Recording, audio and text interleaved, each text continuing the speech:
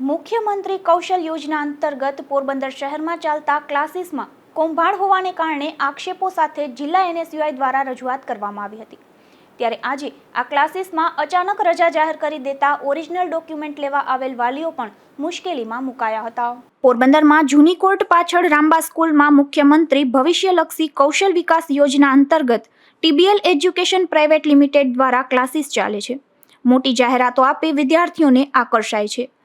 મફત કોર્સના નામે કોઈ કૌભાંડ ચાલતું હોય તેવી આશંકા સાથે વિદ્યાર્થીએ ગુજરાત પ્રદેશ એનએસયુઆઈ મહામંત્રી કિશન રાઠોડ સહિતનાઓ દ્વારા આજે ક્લાસીસ ખાતે ઉગ્ર રજૂઆત કરવામાં આવી હતી। તેમજ ક્લાસીસમાં નિયમો અનુસાર તમામ સુવિધા ઉપલબ્ધ કરવા માંગ કરી હતી। આ ક્લાસીસના સંચાલકો દ્વારા ક્લાસીસમાં એડમિશન લેતા વિદ્યાર્થીઓના ઓરિજિનલ ડોક્યુમેન્ટ પણ જપ્ત કરી લેતા હોવાનું સામે આવ્યું હતું।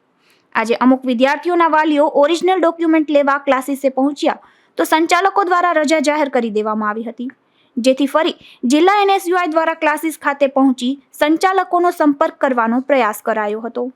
ગઈકાલે જે ટીબીએલ એજ્યુકેશન દ્વારા જે ક્લાસીસોમાં વિદ્યાર્થીઓની ફરિયાદને અનુસંધાને અમે જ્યારે રૂબરૂ મુલાકાત લીધી હતી ત્યારે કોઈ જાતના ત્યાં પુરાવા ન મળ્યા હતા અને ત્યાંના સંચાલક જે વિજયભાઈ કેસવાલા છે એને એવું કીધું હતું કે ભાઈ બધા ડોક્યુમેન્ટ અમારા અને અમારી જે બધી માહિતી છે અમારા માંગરોળવાળા સાહેબ છે, હું પગારદાર છું।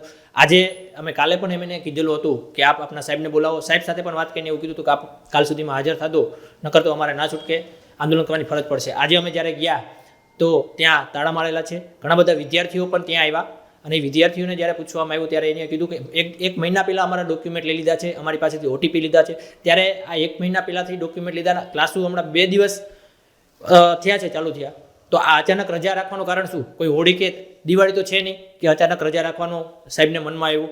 અને સંચાલકોને કીધું છે કે આપ રૂબરૂ આવીને ચર્ચા કરો, તો કેમ ચર્ચા નથી કરતા? શું કોઈ કૌભાંડની હોઈ શકે કે વિદ્યાર્થીઓના નામે જે સરકાર નાણાં આપે છે તેમાં પણ કૌભાંડ હોય એવી પણ અમને આશંકા છે। આને લઈને અમે વિદ્યાર્થીઓને પણ અમારે એક વિનંતી છે કે આપ આપના ડોક્યુમેન્ટ પરત મેળવી લ્યો અને કોઈ પણ આવી જે જાહેરાતો હોય તો તપાસી અને પછી જ તેમાં અભ્યાસ અર્થે આગળ વધો। જો કે ક્લાસીસ સંચાલકો દ્વારા અચાનક જ રજા જાહેર કરતા અનેક ચર્ચાઓ જાગી છે। આ ક્લાસીસ દ્વારા કૌભાંડ કરવામાં આવ્યું છે કે શું તેવા સવાલો પણ વાલીઓએ ઉઠાવ્યા હતા।